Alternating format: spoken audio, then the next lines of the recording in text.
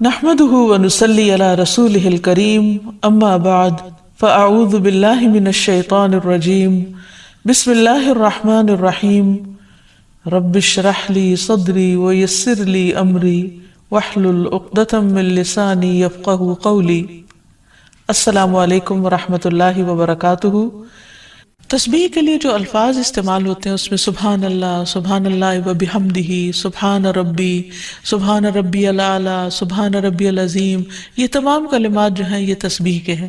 اس کے علاوہ ایک اور حدیث سے ہمیں پتہ چلتا ہے، سمرہ بن جندب کہتے ہیں کہ رسول اللہ صلی اللہ علیہ وسلم نے فرمایا اللہ کے نزدیک سب سے زیادہ محبوب کلمات 4 ہیں، سبحان اللہ والحمد للہ ولا الہ الا اللہ واللہ اکبر، اور تمہیں اس میں سے کسی بھی کلمے سے شروع کرنا نقصان نہ دے گا. یعنی پہلے الحمدللہ بھی کہہ سکتے ہیں یا سبحان اللہ پہلے کہہ سکتے ہیں، لیکن یہ اللہ تعالیٰ کے نہایت پسندیدہ ترین کلمات ہیں. پھر اسی طرح آپ صلی اللہ علیہ وسلم نے یہ بھی فرمایا کہ بے شک تم لوگ اللہ کی عظمت کا جو ذکر کرتے ہو، یعنی تسبیح، تحلیل، تحمید، جو الفاظ بھی کہتے ہو، وہ عرش کے ارد گرد چکر لگاتے ہیں. ان کی ایسی بنبناہٹ ہوتی ہے جیسے شہد کی مکھیوں کی بنبناہٹ. وہ اپنے کہنے والے کا ذکر اللہ کے ہاں کرتے ہیں. کیا تم نہیں چاہتے کہ اللہ کے ہاں تمہارا ذکر ہوتا رہے؟ تو اس سے پتہ چلتا ہے کہ انسان اگر یہ چاہتا ہے کہ اللہ سبحانہ وتعالیٰ کے ہاں اس کا ذکر ہو تو اس کو چاہیے کہ دنیا میں وہ کثرت کے ساتھ تسبیح کرے، کیونکہ تسبیحات کا پڑھنا تمام چیزوں سے بہتر ہے. ابو ہریرہ کی روایت میں آتا ہے کہ رسول اللہ صلی اللہ علیہ وسلم نے فرمایا سبحان اللہ والحمد للہ ولا الہ الا اللہ واللہ اکبر، کہ اللہ پاک ہے اور سب تعریفیں اسی کے لیے ہیں، اللہ کے سوا کوئی معبود نہیں اور اللہ سب سے بڑا ہے. یہ کہنا میرے نزدیک ہر اس چیز سے محبوب ہے جس پر سورج طلوع ہو، یعنی بڑے بڑے سونے چاندی کے ڈھیر سے بھی زیادہ پسندیدہ تھا نبی صلی اللہ علیہ وسلم کے نزدیک ان کلمات کا ذکر کرنا، ورد کرتے رہنا. پھر اسی طرح یہ کلمات جو زبان پر بہت ہلکے ہیں اور میزان میں بہت بھاری ہیں اور الرحمن کو بہت ہی پیارے ہیں، وہ ہیں سبحان اللہ وبحمدہ، سبحان اللہ العظیم. پھر ایک بار تسبیح پڑھنے سے زمین و آسمان بھر جاتا ہے. رسول اللہ صلی اللہ علیہ وسلم نے فرمایا طہارت نصف ایمان کے برابر ہے، اور الحمدللہ کہنا میزان کو بھر دیتا ہے. سبحان اللہ اور الحمدللہ کہنے سے زمین و آسمان کے درمیانی فضا بھر جاتی، یعنی کتنا فاصلہ ہے زمین و آسمان کے بیچ کا. لیکن انسان کیا اس کے لیے بھی اس کو کچھ مشکل ہے کہ اللہ سبحانہ وتعالیٰ کی محبت کے ساتھ پاکی بیان کرے اور تسبیح کرے، جس کا ریوارڈ اتنا بڑا ہے اس کے لیے. آج دنیا میں انسان کو وہ نظر نہیں آتا، لیکن کل قیامت کو انسان ایک ایک نیکی کا محتاج ہوگا تو وہاں اس کو اس کی قدر آئے گی. اس لیے بہتر ہے کہ آج اپنے لیے انسان ذخیرہ اور سرمایہ اکٹھا کر لے. پھر اسی طرح انسان جب تسبیح کرتا ہے تو اس کے گناہ بھی مٹتے ہیں، یعنی ایک طرف اس کی نیکیوں میں اضافہ ہوتا ہے اور دوسری طرف اس کے گناہوں کو جھاڑنے کا ذریعہ بنتا ہے. انس رضی اللہ عنہ کہتے ہیں کہ رسول اللہ صلی اللہ علیہ وسلم ایک ایسے درخت کے پاس سے گزرے جس کے پتے سوکھ چکے تھے. آپ نے اس پر لاٹھی ماری تو اس کے پتے جھڑنے لگے. پھر آپ نے فرمایا الحمدللہ وسبحان اللہ ولا الہ الا اللہ واللہ اکبر سے اسی طرح گناہ جھڑتے ہیں جس طرح اس درخت کے پتے جھڑے ہیں. پھر اسی طرح یہ 100 اونٹوں سے افضل عمل ہے. نبی صلی اللہ علیہ وسلم نے فرمایا جس نے سورج طلوع ہونے اور اس کے غروب ہونے سے قبل 100 بار سبحان اللہ کہا تو یہ اس کے لیے 100 اونٹوں سے بہتر ہے. یعنی اتنی بڑی کمائی اور نیکیوں کا اتنا بڑا ذخیرہ ہے. پھر اسی طرح تسبیح کے کچھ اور کلمات ہیں کہ جن سے آسمان کے دروازے کھل جاتے ہیں. ابن عمر کہتے ہیں کہ ہم رسول اللہ صلی اللہ علیہ وسلم کے ساتھ نماز پڑھ رہے تھے کہ جماعت میں سے ایک آدمی نے کہا اللہ اکبر کبیرہ والحمد للہ کثیرا وسبحان اللہ بکرتم واصیلا. تو رسول اللہ صلی اللہ علیہ وسلم نے فرمایا اس طرح کے کلمات کہنے والا کون ہے؟ جماعت میں سے ایک آدمی نے عرض کیا اے اللہ کے رسول میں ہوں. آپ نے فرمایا کہ مجھے تعجب ہوا کہ اس کے لیے آسمان کے دروازے کھولے گئے. ابن عمر فرماتے ہیں کہ میں نے ان کلمات کو پھر کبھی نہیں چھوڑا جب سے اس کے بارے میں نے رسول اللہ صلی اللہ علیہ وسلم کو یہ فرماتے ہوئے سنا، کیا کہ اس شخص کے لیے آسمان کے دروازے کھول دیے گئے، یعنی ان کلمات کے پڑھنے کی وجہ سے۔ پھر تسبیحات کا پڑھنا جنت میں درخت لگانے کا سبب بنتا ہے۔ پھر اسی طرح انسان کے تمام جوڑوں کا صدقہ ہر روز اس پر واجب ہو جاتا ہے، اور یہ تسبیحات اس کے لیے ہر جوڑ سے صدقے کا باعث بنتی ہیں۔ پھر یہ ہے کہ تسبیحات عمر میں اضافے کا ذریعہ بھی بنتی ہیں۔ نبی صلی اللہ علیہ وسلم نے فرمایا، اللہ کے نزدیک اس مومن سے افضل کوئی نہیں جسے حالت اسلام میں لمبی عمر دی گئی ہو، اس کی تسبیح و تکبیر اور تحلیل کی وجہ سے۔ پھر اسی طرح انسان کے لیے یہ تسبیحات محرومی سے بچاؤ کا ذریعہ بھی ہیں۔ رسول اللہ صلی اللہ علیہ وسلم نے فرمایا، کچھ دعائیں ایسی ہیں جن کو 100 مرتبہ پڑھنے والا کبھی محروم نہیں ہوتا۔ سبحان اللہ والحمد للہ ولا الہ الا اللہ واللہ اکبر، یعنی جب انسان کو کوئی حاجت ہو، کوئی ضرورت ہو، کوئی مشکل ہو، کوئی پریشانی ہو، تو اللہ سبحانہ وتعالیٰ کا ان الفاظ کے ساتھ ذکر کرنا شروع کر دے، تسبیح کرنا شروع کر دے، کیونکہ یہ باقی رہنے والی نیکیاں ہیں اور دنیا میں بھی انسان کو فائدہ دیتی ہیں اور آخرت میں بھی انسان کے لیے آگ سے بچاؤ کا ذریعہ ہے۔ حدیث میں آتا ہے، رسول اللہ صلی اللہ علیہ وسلم نے فرمایا، اپنا بچاؤ حاصل کر لو۔ صحابہ نے عرض کیا، اللہ کے رسول، کیا دشمن آ گیا ہے؟ آپ نے فرمایا، نہیں، لیکن جہنم سے تمہارا بچاؤ سبحان اللہ والحمد للہ ولا الہ الا اللہ واللہ اکبر سے ہے، اور یہی کلمات باقیات صالحات ہیں۔ پھر اسی طرح دل کی گھٹن اور سینے کی تنگی کا علاج بھی تسبیح میں ہے۔ پریشانی، ڈر اور خوف کو دور کرنے کا ذریعہ بھی تسبیحات ہیں۔ تو ہر موقع کی مناسبت سے انسان کو تسبیح کرتے رہنا چاہیے۔ پھر اسی طرح نبی صلی اللہ علیہ وسلم دن میں 100 بار استغفار کیا کرتے تھے، تو اس لیے ہم سب کو بھی کثرت سے استغفار کرنی چاہیے۔ استغفار بیماریوں کا علاج بھی ہے اور اللہ کے عذاب سے بچانے والا بھی، اللہ سبحانہ وتعالیٰ کی رحمت پانے کا ذریعہ ہے، اور پھر بارش کے نزول کا ذریعہ بھی ہے، زراعت میں برکت کا ذریعہ، کبیرہ اور صغیرہ گناہوں سے معافی کا ذریعہ، اچھا اعمال نامہ پانے کا ذریعہ، یعنی قیامت کے دن انسان کو جن کی بخشش ہوگی ان کو خوشخبری دی جائے گی اور ان کا نامہ اعمال جو ہے وہ بہترین نامہ اعمال ہوگا۔ پھر جنت میں درجات کی بلندی استغفار کی وجہ سے ہوگی۔ تو اس لیے ضروری ہے کہ ہم اٹھتے بیٹھتے اپنے گناہوں کی معافی مانگتے رہیں، اور استغفار کے لیے انسان اپنی زبان میں بھی اللہ تعالیٰ سے بخشش مانگ سکتا ہے، لیکن بہتر یہ ہے کہ اگر انسان قرآنی دعاؤں اور مسنون دعاؤں کا سہارا لے اور ان کو سیکھ بھی لے، کیونکہ یہ ہم سب کی ضرورت ہے۔ سورۃ نوح میں اللہ سبحانہ وتعالیٰ فرماتے ہیں، حضرت نوح علیہ السلام نے اپنی قوم کو استغفار کرنے کو کہا، اور کیا کہا؟ فَقُلْتُ اسْتَغْفِرُوا رَبَّكُمْ، میں نے اپنی قوم سے کہا کہ اپنے رب سے استغفار کرو، اپنے رب سے معافی مانگو۔ تو نتیجہ کیا ہوگا؟ انہو کان غفارا، بے شک وہ بہت زیادہ معاف کرنے والا ہے۔ یرسل السماء علیکم مدرارا، تم پر آسمان سے خوب بارشیں برسائے گا، آسمان کو تم پر برسنے والا بنا دے گا۔ ویمددکم باموال وبنین، تمہیں مال اور بیٹوں سے مدد دے گا۔ ویجعل لکم جنات، تمہارے لیے باغات بنائے گا۔ ویجعل لکم انہارا، اور تمہارے لیے نہریں جاری کر دے گا۔ آپ دیکھیں کہ ایک انسان کی خواہش کیا ہوتی کہ اس کو کیا کچھ ملے، یعنی رہنے کا مقام اور حالات جو ہیں وہ پرسکون ہو، پھر اس کے بعد یہ کہ مال ہوں، بیٹے ہوں، باغ ہوں، اور زندگی کی اور آرائشیں اور نعمتیں ہوں۔ یہ ساری چیزیں کہاں سے ملتی ہیں، کیسے ملتی ہیں؟ استغفار سے ملتی ہیں۔ عام طور پر لوگ پریشان ہوتے ہیں، دکھی ہوتے ہیں۔ مثلا ایک شخص ایک بزرگ کی محفل میں آیا اور اس نے کہا کہ میرے حالات بہت تنگ ہیں، مجھے بہت پریشانی ہے، میرا رزق بہت تنگ ہے، تو آپ مجھے کوئی وظیفہ بتائیے۔ تو انہوں نے اس کو کہا کہ کثرت سے استغفار پڑھو۔ دوسرا آیا، اس نے کہا بچوں کی شادی نہیں ہوتی، تو آپ نے اس کو بھی کیا بتایا کہ کثرت سے استغفار کرو۔ تیسرا آیا تو کہنے لگا کہ بہت قحط سالی ہے، فصلیں اچھی نہیں ہوتی، تو آپ نے اس کو بھی استغفار کا بتایا.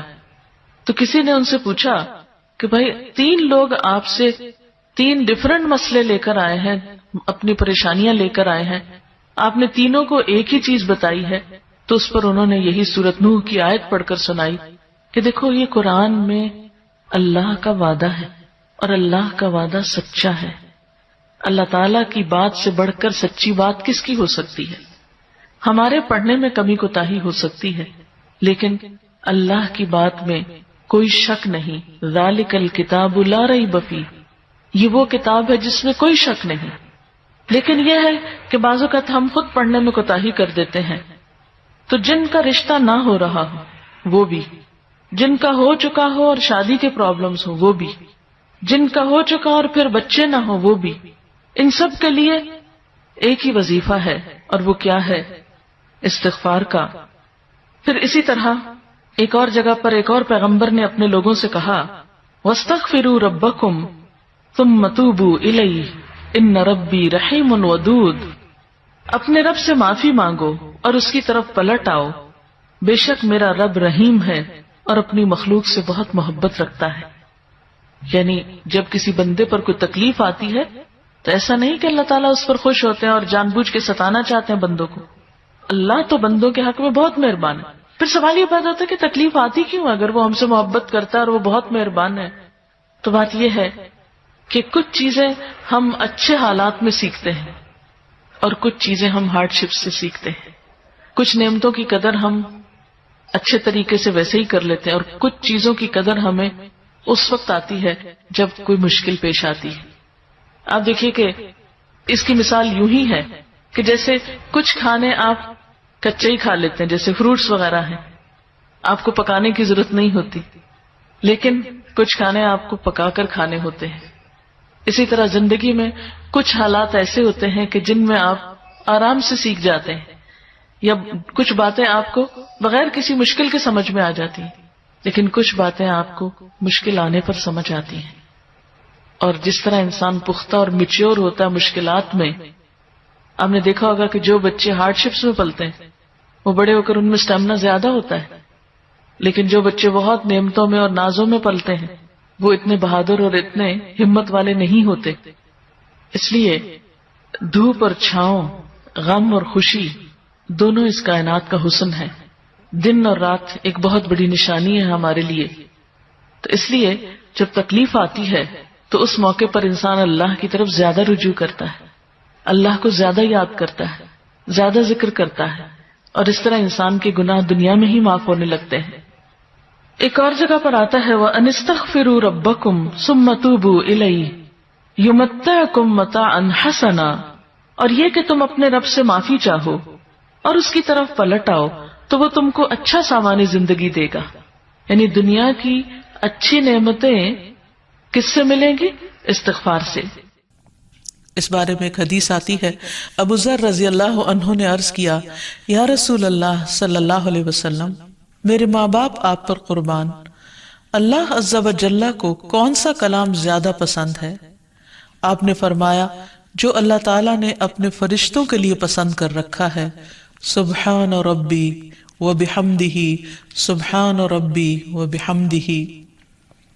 حقیقت یہ ہے کہ ساری مخلوق اللہ تعالیٰ کی تسبیح بیان کر رہی ہے. قرآن مجید میں آتا ہے تسبح له السماوات السبع والارض ومن فیہن وَإِن مِّن شَيْءٍ إِلَّا يُسَبِّحُ بِحَمْدِهِ وَلَكِن لَّا تَفْقَهُونَ تَسْبِيحَهُمْ إِنَّهُ كَانَ حَلِيمًا غَفُورًا. ساتوں آسمان اور زمین اور جو کچھ ان میں ہے سب اس کی تسبیح کر رہے ہیں، بلکہ کوئی بھی چیز ایسی نہیں جو اس کی حمد کے ساتھ اس کی تسبیح نہ کر رہی ہو، لیکن تم ان کی تسبیح کو سمجھتے نہیں کیونکہ ہر ایک کا اپنا اپنا انداز ہے. وہ بڑا بردبار اور معاف فرمانے والا ہے. سورۃ النور میں بھی اللہ سبحانہ وتعالی فرماتے ہیں الم تر ان اللہ یسبح له من فی السماوات والارض والطیر صافات کل قد علم صلاته وتسبیحه واللہ علیم بما یفعلون. کیا تم دیکھتے نہیں کہ آسمانوں اور زمین میں جو کچھ ہے اور فضا میں پر پھیلائے ہوئے پرندے سبھی کے سب یہ اللہ کی تسبیح کر رہے ہیں۔ ہر مخلوق کو اپنی نماز اور تسبیح کا طریقہ معلوم ہے اور اللہ اسے خوب جاننے والا ہے جو وہ کرتے ہیں۔ بہت ہی خوبصورت آیت ہے جس سے یہ پتہ چلتا ہے کہ نمبر ایک، ساری مخلوق تسبیح کر رہی ہے، سب اللہ کے ذکر میں مشغول ہیں، ایک ذرے سے لے کر بڑے بڑے ستارے اور سیارے۔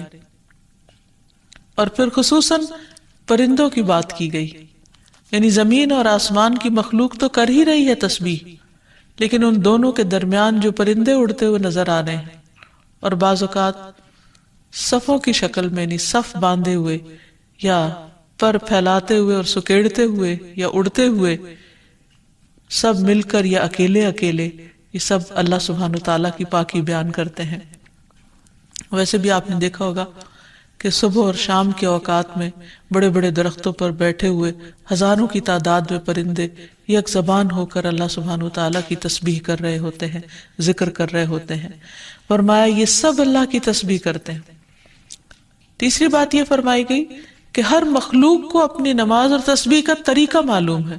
کس قدر دلچسپ اور خوبصورت بات ہے کہ پرندہ ہو یا چیونٹی ہو یا کوئی بڑے سے بڑا جانور ہو یا ستارہ اور سیارہ ہو، ہر ایک کو تسبیح بھی معلوم ہے، یعنی اللہ کا ذکر کیسے کرنا ہے، اور یہ بھی معلوم ہے کہ اس کا کام کیا ہے، وہ کیوں پیدا کیا گیا ہے، یعنی اس کو اپنے مقصد زندگی کا بھی معلوم ہے، اور پھر اللہ تعالیٰ کی عبادت اور اطاعت کے طریقے کیا ہیں، اس کے لیے کون سی راہیں مقرر کر دی گئی ہیں، یہ بھی اس کو خوب معلوم ہے۔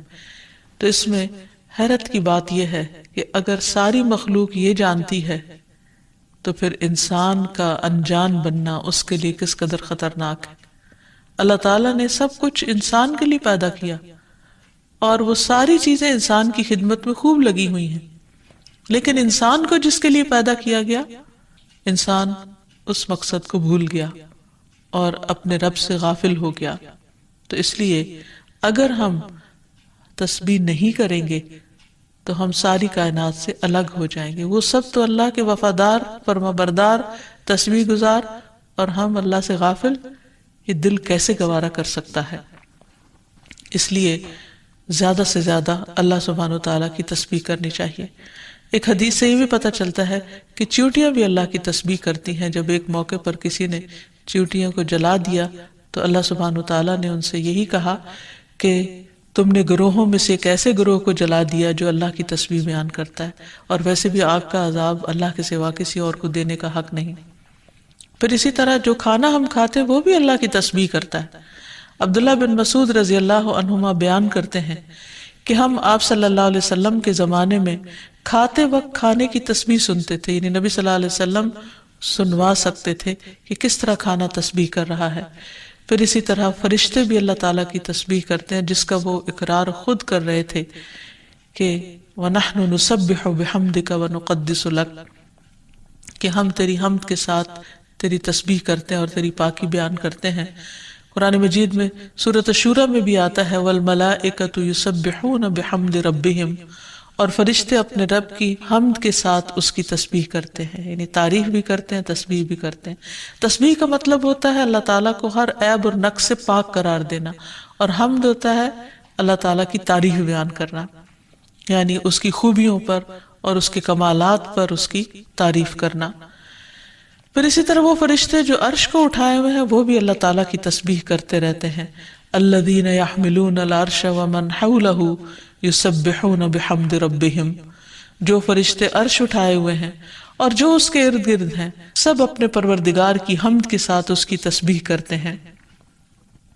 ایک اور جگہ پر آتا ہے وَتَرَى الْمَلَائِكَةَ حَافِّينَ مِنْ حَوْلِ الْعَرْشِ يُسَبِّحُونَ بِحَمْدِ رَبِّهِمْ، نیز اس دن آپ دیکھیں گے، یعنی قیامت کے دن، کہ فرشتے عرش کے گرد حلقہ باندھے اپنے پروردگار کی تعریف کے ساتھ تسبیح کر رہے ہیں۔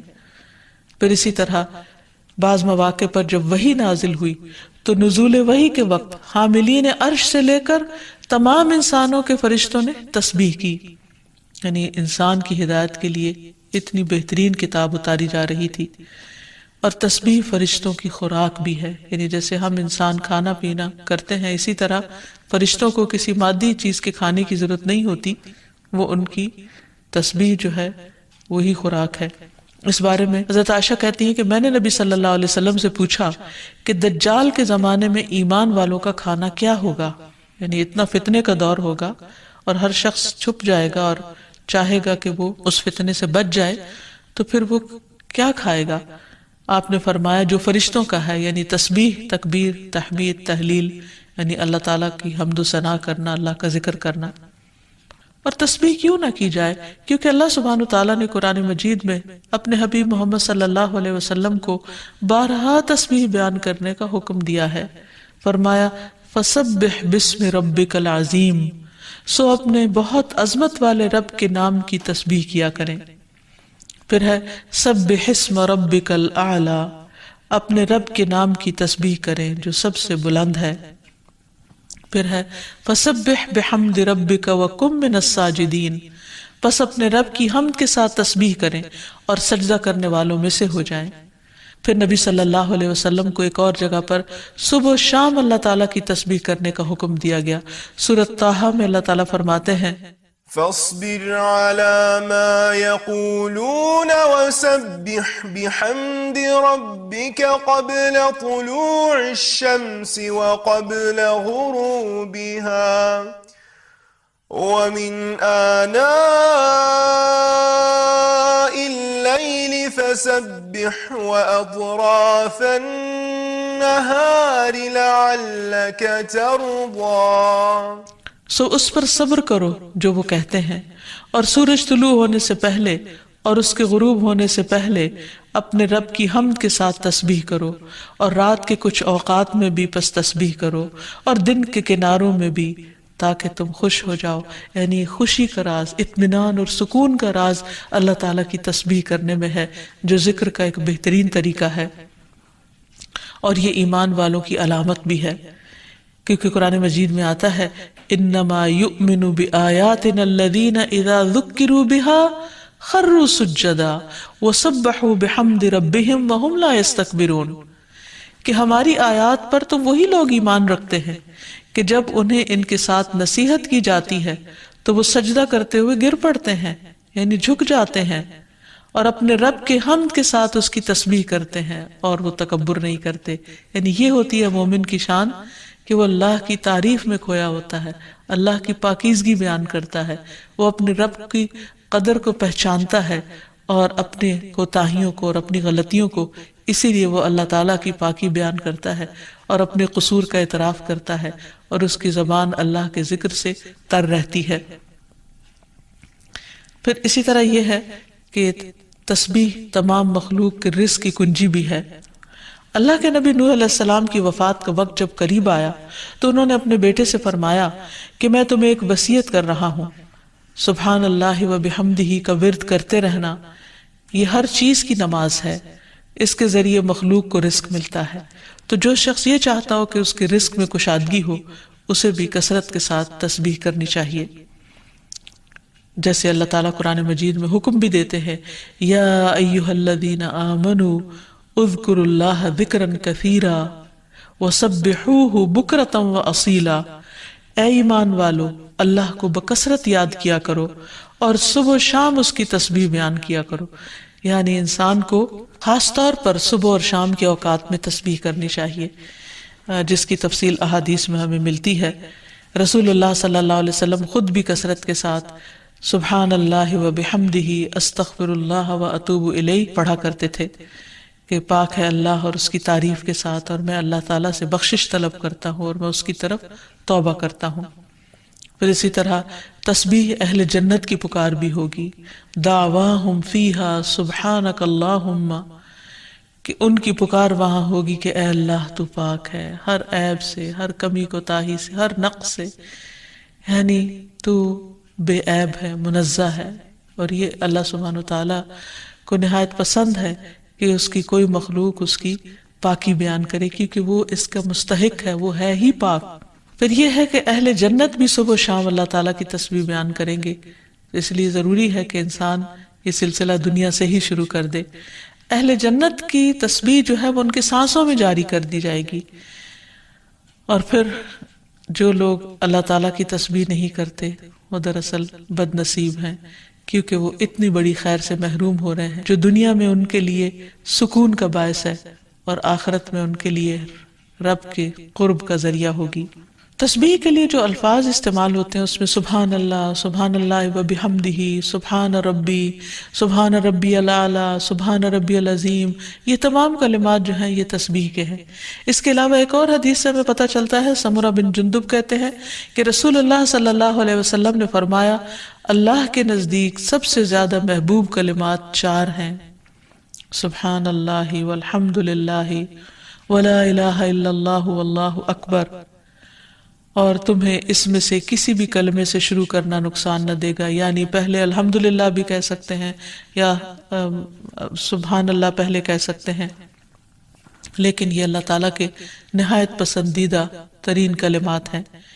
پھر اسی طرح آپ صلی اللہ علیہ وسلم نے یہ بھی فرمایا کہ بے شک تم لوگ اللہ کی عظمت کا جو ذکر کرتے ہو، یعنی تسبیح، تحلیل، تحمید، جو الفاظ بھی کہتے ہو، وہ عرش کے ارد گرد چکر لگاتے ہیں، ان کی ایسی بنبناہٹ ہوتی ہے جیسے شہد کی مکھیوں کی بنبناہٹ، وہ اپنے کہنے والے کا ذکر اللہ کے ہاں کرتے ہیں، کیا تم نہیں چاہتے کہ اللہ کے ہاں تمہارا ذکر ہوتا رہے؟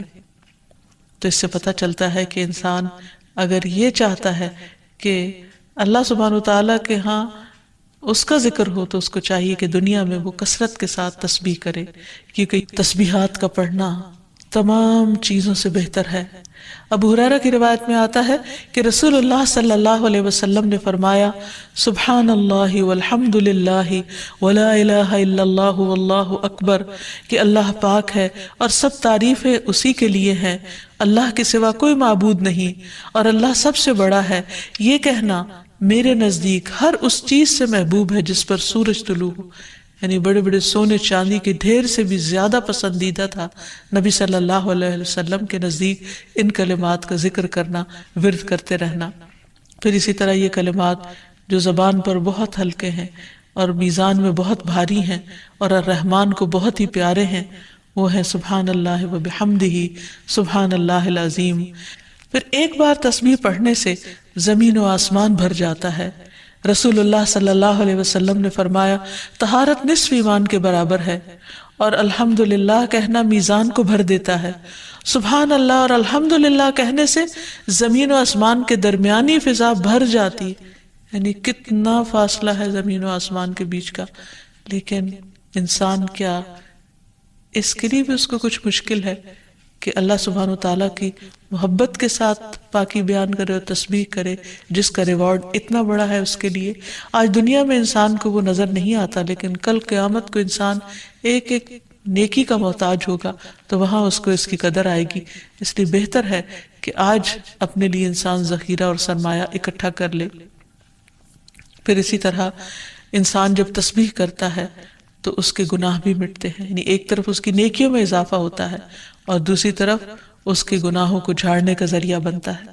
انس رضی اللہ عنہ کہتے ہیں کہ رسول اللہ صلی اللہ علیہ وسلم ایک ایسے درخت کے پاس سے گزرے جس کے پتے سوکھ چکے تھے، آپ نے اس پر لاٹھی ماری تو اس کے پتے جھڑنے لگے، پھر آپ نے فرمایا، الحمدللہ و سبحان اللہ ولا الہ الا اللہ واللہ اکبر سے اسی طرح گناہ جھڑتے ہیں جس طرح اس درخت کے پتے جھڑے ہیں۔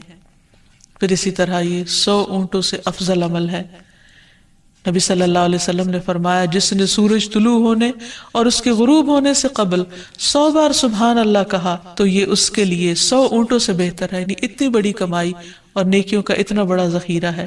پھر اسی طرح تسبیح کے کچھ اور کلمات ہیں کہ جن سے آسمان کے دروازے کھل جاتے ہیں۔